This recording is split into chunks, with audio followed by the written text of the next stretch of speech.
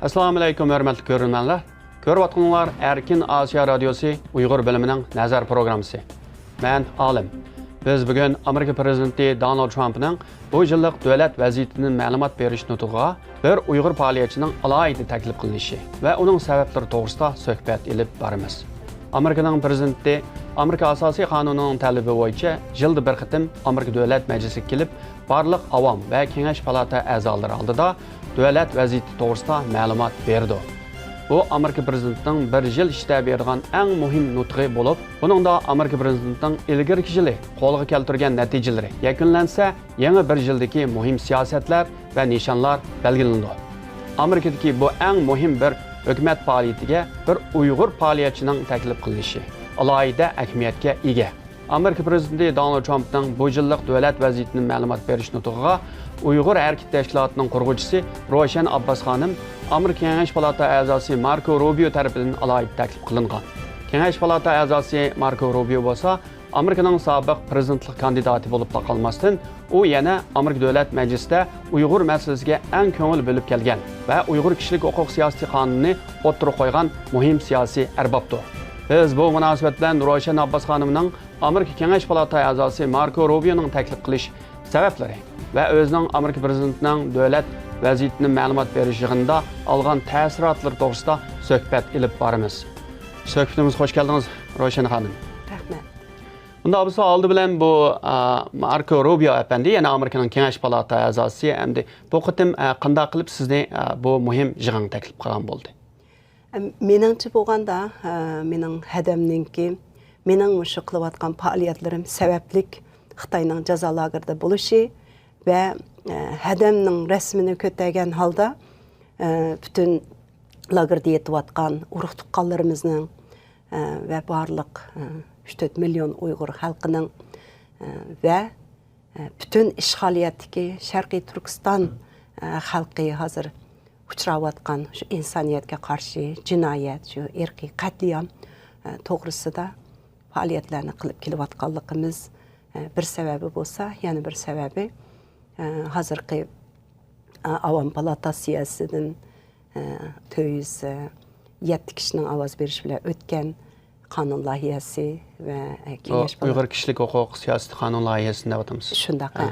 Anandikin ötken yılı 9-cı ayda kېڭەş palatasının toluq avaz bilə ötken Uyğur qanun layihəsi.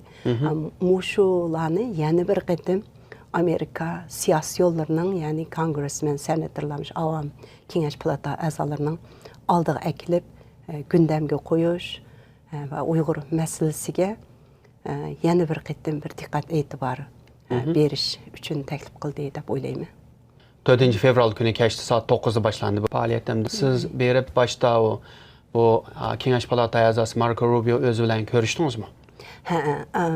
Bu fəaliyyət Prezident Trump'ның sözləşi saat 9'da başlanırkən, biz saat 8'den keyin zalga kirishga başlaydı ikənmiz. Biroq saat 6:30 bilan meninki kelishim təklif qilingan 6:30 bilan badım. Saat 7'den 8'gacha 1 saat əşədə Senator Robbio, Senator Menendez və ondan başqa nurğunluğan avam və kېڭəş palata əzaları bilan ayrım-ayrım uçuruşub söhbət qilish fürsəti oldu. Marko Rubio'dan başqa kېڭəş palata əzası Bob Menendez və başqalar bilan görüşkəndə asasən nə nəslərini dediniz? Birincisi əlbəttə şu qanun ne dedim. Hazırki bizden yüzünü atkan muşundaq bir zulümnaydı, iğirlaşkan bütün dünyada muşu lagerlarını, ceza lagerlarını taqaş ve Uygurlarının hazırki 100 kilo atkan bizden vətənimiz Şərqi Türkistanın işğaliyyətdəki halatı şu məsələlər üçün qanun layihəsinin qançılıq mühimliyini bunun yıllarca Dünya Uyğur Qurultayı olsun, başqa təşkilatlar olsun, Uyğur ھەرىكىتى təşkilatı, 2 yılın yağı olsun, fəaliyyətlərini ibadıq. Şunun üçün hər bir siyasiyonu kögən vaxtımda muşu məsələni təkidlədim. Anadın ki, bugün gündə mənim fürsətdə sizlərə, yəni mənim vətənimnin, xalqımның ahuzarını anlatış bu fürsətinin mənə gəlgənligiga mən nəhayət xoşal, бірақ bunun bədəli nəhayət ağır oldu. Dəb şu asaslıq vətəndəki zulümlərini anlattım. Bu Amerika Avam Palata, Kېңәш Palata əzalarının siz görüşkən ularının ki, həm də Uyğur məsələsi bolğan qızğınlığı, həm hissdaşlığını qandaq his qıldınız? Qandaq sizningcə? Nəhayət yaxşı, həmmisi nəhayət qızğınlıq bilən həm mən özümün şu qanun layihəsini qollağanlığım və qol qoyğanlığımdan nəhayət xoşal mən. Hər qandaq iş bolsa biz təyyor sizlər üçün Uyğur məsələsi bizning hazır parlamentda ikkili partiyanın ən asaslıq aldığımızdakı bir mühim ciddi işlərinin birisi deb nəhayət yaxşı, nəhayət qızğın oldu. Mən bu qayta bizninki bütün dünyadakı Uyğurlarning to'rt ko'z bilan kutayotganligi, urug' tuqqanlari, lagerda bo'lgan menga o'xshash nurg'ulg'an qarindoshlarimiz uchun bunun ahamiyatining bak zo'r bo'lganligini, tezrakmish qonun loyihasininki o'tib qonun bo'lgan bo'lsa, bu bizga muhojiratdagi Uyg'urlarga umid berdiganligi, vatanimizni va vatan xalqimizni qutqizishda bunun ahamiyatining kuchli bo'lganligini qayta ta'kidladim. Hem de bu Amerika'nın prezidentinin yılda bir qitim hem de Amerika'nın dövlət meclisi kilip ya da Avam Palata, Kېңәш Palata əzaları var. Amerika'nın en çok generalları var, Ali Sot Məhkəməsinin sotçuları var. Bunda bir zalda hem de bir Uygur'un sizin hem de tunç qitim bir təklif qilishi hem de Prezident Trump'ın kirgen vaxtı siz hem de bir qanda bir hissiyat geldiniz. Hem hayacanlandım, hem ko'nglim bak yerim oldu. Nimaga hayacanlandınız? Hayacanlanğanim bizning Uyg'urlarning aşındaq bir xalqaro sahnədə Uyg'urlarga bir fursatning berilganligi, bu bizning millatimizga mansub bo'lgan bütün shu muhojiratda faoliyat qilayotgan bütün faoliyatchilarga va tashkilotlarga mansub bo'lgan da'voning bir yuqori pallaga ko'tarilganligini ko'rsatadigan bir ahvol deb o'ylab hayajonlandim, ama shu vatanda azab chekayotgan xalqni, hadam Gulshan Abbasni va mening hadamga o'xshash bütün urug' tuqqanlarimizni, xalqimizni o'ylagan vaqtimda ko'nglim intayin yerim bo'ldi, chunki oqshomqidek mushtaq bir fursat haqiqatan nəhayət zo'r badal to'laganlik ustidan keldi. Bunun to'langan badal bak zo'r bo'ldi. Millatimizdan, xalqimizdan, Sharqiy Turkistondagi azab ichida yashayotgan xalqimizning bunun to'lagan badali bak yuqori bo'ldi. Shu ko'nglim yerim bo'ldi. To'lagan, ya'ni bu 4 fevral kuni Amerikaning prezidenti Donald Trump hamda Amerika Dövlət Məclisində 1 saat 15 minut to'xtamasdan Amerikaning ichidagi ham xalqarалық vaziyatni so'zlab o'tib ketdi. Lekin Xitoy to'g'risida o'zininki ba'zi bir masalalarning bog'lig'ini, hal qilganligini o'tirib qo'ydi. Siz bu Prezident Trumpning Xitoy to'g'risida so'ziga qanday qaraysiz? Agar Prezident Trump Uyg'ur masalasini va lagerlardagi Uyg'urlarni ig'izga olgan bo'lsa, bak yaxshi bo'ladi, ammo hamma gapni prezident ig'izga olmaydi. Muavin Prezident Pence her yerde ig'izga evatidi. Secretary Pompeo, Tashqi ishlar ministri Pompeo her yerde ig'izga evatidi. Undaq bo'lgandan keyin buningga men bakmu Uyg'urlarni ig'izga olmadi deb bak buningga ko'nglim nim bo'lmadi. Garchi Prezident Trump Uyg'ur masalasini tunugun ig'izga olmagani bilan Xitoyga qarta qattiq bir siyosatini o'tirib qo'ydi deb o'ylayman. Chunki butun dunyoga Amerikadagi barliq siyosiy yo'llarning, kabinetining, sotchilarning, harbiy mudofaa generallarining hammasining oldida Xitoyga qarta bas yetar dedi. Bu gapdan men xush bo'ldim. Bu bir tarafdan ham de Amerika prezidenti Trumpning so'ziga qarasangiz, nutqiga qarasangiz, masalan, Amerika Dövlət Məclisi degan, albatta bas yetar degan gapni qildi, ammo Xi Jinping madiyligandek bir gapni qilib o'tib ketdi. Uyg'urlarning masalasini, Tibet bo'lsin, hatto Hong Kongning masalasini tilga olmagan bo'ldi. Bir tarafdan qarsa xuddi Amerika hökuməti bilan Xitoy hökumətinin münasibəti yəni burunqidək normal, heç qanday bir özgürüş yoxdək. Amma yəni bir tarafdan qarsa yana siz degəndək Amerikanın müavin prezidenti Mike Pence bolsun, Amerikanın Tashqi ishlar ministri Mike Pompeo bolsun, bularning Xitoy to'g'risida deyotgan nutqlar bolsun, maydoni bolsun nihoyatda qattiq kuchlik. Masalan, bir haftaning oldida Amerikanın Tashqi ishlar ministri Mike Pompeo Xitoy Kompartiyasi bizning hozirgi zamondagi eng cho'ng tahdid dedi. Shuningga siz bundan qanday qaraysiz? Bu prezident qarsa xuddi Xitoy bilan yana normal badi keldi qilayotgandek, ammo prezidentning aslidagi Mike Pence bilan muavin prezident ham Tashqi ishlar ministri Mike Pompeo butunlay Xitoyga kuchli shaklda nutqlarni so'zlayotdi. Menimcha prezident Trump'ninki Xitoy to'g'risida qilgan gapi xeyli qattiq burungi gaplarga qaraganda. Ama şu Tashqi ishlar ministri Pompeo ve muavin reis Pence'ninki qılıbatgan gapları Amerika'nın hozirgi siyosati ve prezidentinin Xitoyga qarshi shu deb o'ylayman.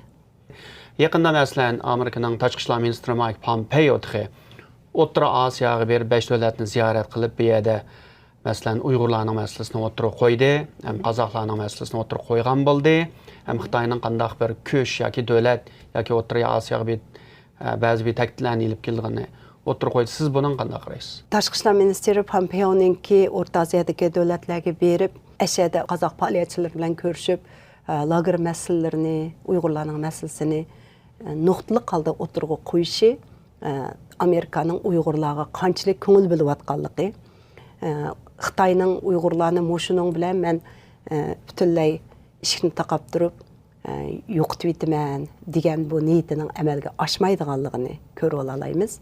Pompeo'ninki shu 5 davlatda so'zlagan so'zlari, Xitoy masalasiga qarta ko'rsatgan ifodasi Amerika'ning hozirgi siyosati shu deb o'ylayman. Uyg'urlar endi özünün hem de ayrım bir devlet yoki igi chiqadigan xalqarada bir devleti bo'lmaganligi uchun albatta Uyg'urlarning vaziyati qolgan xalqlarga qaraganda vaziyati nihoyatda nachar bo'lib kelgan, ammo hozir ham de Amerika hisobda Uyg'ur masalasiga bir igi chiqqandek chiqyotdi. Sizningcha Amerika nima uchun bunchalik igi chiqdi Uyg'ur masalasiga? Amerika davomli inson haqlarini birinchi o'ringa qo'yib kelgan. Amerikanınki dunyoning har yerlarida inson haqlari uchun qilgan iş izlerini hemimiz bilimiz. Komünist hükümeti, davamlı bir diktatör hükümeti bu tonulgan tarihten beri. Şimdi komünist ideologiyası bilen Amerika'daki bir insan hakları üstüge koyulgan, insanların teng beraberliği üstüde kurulup terakki kılgan bir devletninki siyaseti davamlı bir-birisi bilen zıt buludu. Bundaq şaraytta Uyg'urlarning beshiga kelgan bugungi zulm, mayli diniy erkinligi bo'lsin, mayli Uyg'ur bo'lganlikdan shu etnik kimligi bo'lsin, mayli bizning shu zaminning egisi, zaminimizni ishg'ol qilib olgan Xitoyning bizning haq-huquqimizni dafsanda qilib, erkinligimizni tatib olganlik tarafidan bo'lsin, hammasi Amerika'nın uzun yıllardan beri qo'g'dab kelgan G'arbning qimmat qarashi, ya'ni inson haqlari ustiga qurilgan qimmat qarshiga zid. Ham uningdan boshqa Xitoy hozir Amerikaga nisbatan, Amerika uchun Xitoy eng cho'ng tahdid. Xitoyga qarta Amerikaning siyosati hozir mayli Cumhuriyetçi partiyasi bo'lsin, mayli Demokrat partiyasi bo'lsin, ikki partiyaning hozir to'liq qo'shiladigan birdan-bir siyosat, birdan-bir tashqi siyosati Xitoyga qarta ko'z qarshi hozir. Mana shu sabablar tufaylidanmi Amerika har vaqt Uyg'urlarning keyinda turdi deb o'ylayman. Agar Amerika masalan bu masalada Uyg'urlarning keyinda turmay yoki igi chiqmagan bo'lsa, sizningcha Uyg'urlarning hozirgi vaziyati qanday bo'ladi? Xitoyning bu qitim niyati bak qaratdi. Ba'zi g'arb davlatlarininki radikallik, islom radikalligi yoki terrorizmga qarshi urush degan mushu banani nihoyatda ustulik bilan ishiltib Uyg'urlarni butunlay yo'q qilib etmoqchi. Niyati nihoyatda qara, nihoyatda vahshiylik bilan bu qitim Uyg'urlarga qarta bir күчлük bir uruş e'lon qilgan. Biroq Amerikaning va Amerikaga o'xshash Amerika bilan o'xshash qimmat qarshiligi g'arb davlatlarining ega chiqishi va Uyg'ur tashkilotlarining, Uyg'ur aktivistlarningki faoliyat qilishlari, anglitishlari sababli Xitoyning bu hafta bashirisi amalga oshmadi, ham oshmaydi. Bu hamda Amerikaning prezidenti hamda bu qitim o'zininki yillik bergan dokladini hamda 2 ayning 4 kuni berdi. 2 ayning 5 kuni, ya'ni G'o'lja qirg'inchiligining 23 yilligi. Sizningcha bu qanday bir ahamiyatga ega? Bu bir kun burun buning bo'lgani. Shu shahidlarimizningki ro'yi xo'sh bo'lsin, makoni jannatda bo'lsin. Şularning oqqizgan qonlari bekorga ketmadi.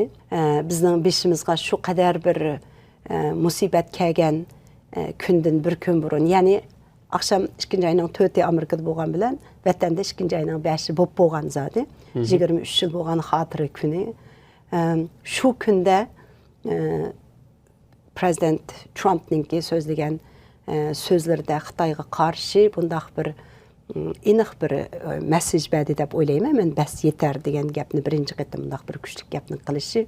Shu men Ayshada o'tirib shu so'zlarni qilayotgan vaqtida va o'zimning bir Uyg'ur bo'lib sifatim bilan Uyg'ur xalqimizga vakolatan, tashkilotlarimizga va da'vogarlarimizga vakolatan Ayshada o'tirgan vaqtimda shu shahid ketgan yoshlarimiz anandaki şunun yağı tutulayotgan, etilayotgan nurg'unlagan milletimizning qiz yigitleri shular uchun duo qildim va shularning oqqizgan qonlarining hech bekorga ketmaydiganligiga ishonchim oshdi. Amerikaning tashqi ishlar ministri Mike Pompeo bo'lsin, hamda Amerikaning muavin prezidenti Mike Pence bo'lsin, bularning hamda Uyg'ur masalasiga bo'lgan maydonida hamda nurg'un nutqlarida hamda Xitoy bilan shu o'zining siyosatini belgilaydigan bu Uyg'ur masalasi asosliq o'rinni egalladi. Anandan sirt hamda bu Mike Pompeo'ni hamda nurg'un Uyg'urlar hatto Uyg'urlar ko'ngil bo'lib kelmoqda deb naiti suyunib so'zlayotdi nurg'un. Ijtimoiy torbatlarda bo'lsin, boshqa yerlarda bo'lsin.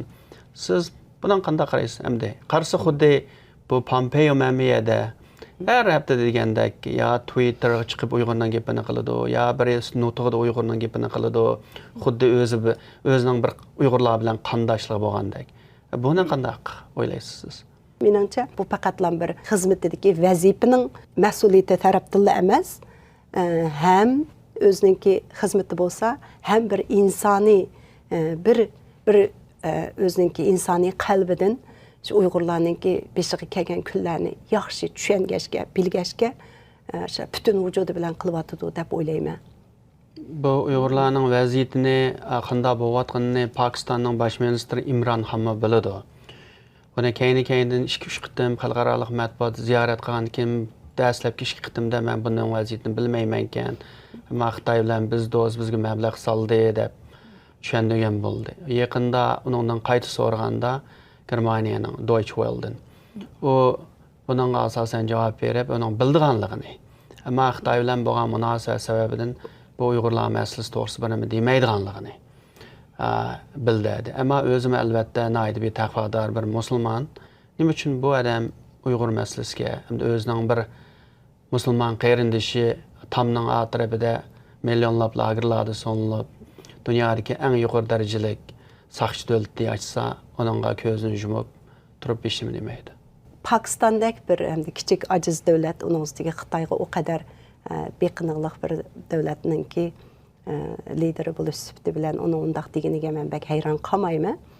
Endi hozir Xitoyga qarta kuchlik haqiqiy bo'layotgan ishlarni jasorat bilan o'tirg'a qo'yayotganlar faqatla küçük devletlerinin liderleri buluvatıdı. Hemimiz bilgendek G'arb demokratik devletleri, Xitoy Müslüman devletlerine nurgun iqtisad sarf qildi. Başta şularni qo'lga keltirdi. Hem şularga eng qattiq besimni şu Müslüman devletlerine qilyapti.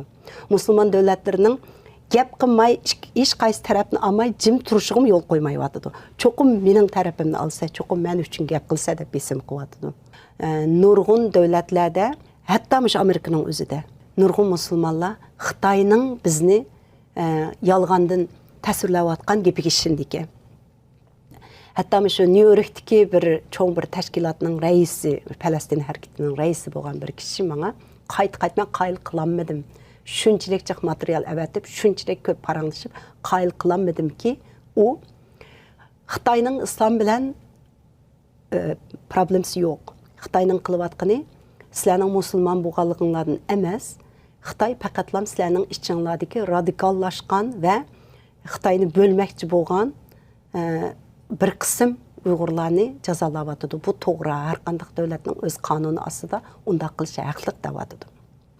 Shuning uchun bizning qildigan xizmatlarimizni aytib nurg'un bu şu musulmon xalqiga anglatish Xitoyning xato tarqatayotgan safsatlarga qarshi amaliyotni anglatishni aytaman.